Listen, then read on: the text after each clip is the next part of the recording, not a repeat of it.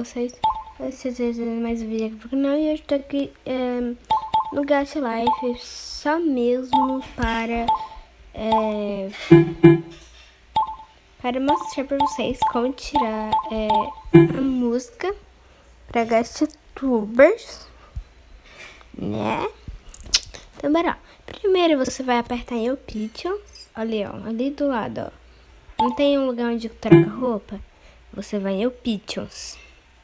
Depois que você apertar em Options, você vai ter BGM. Aí, ó. Eu vou apertar, ó. Tá vendo? Tá aparecendo a música pra vocês. E aí, se eu apertar aí de novo, vai ficar off. O que quer dizer que tá desligado. E ali em cima tem Reset Data. Não apertem Reset Data, porque vocês podem, tipo, reiniciar todo o seu gacha mesmo desinstalando, não instalando, né? Aí, era assim mesmo. Então foi isso, pessoal. Espero que vocês tenham gostado. Se vocês gostaram, vai deixando seu like, se inscrevendo para virar o lobby e ativando o sininho de notificação.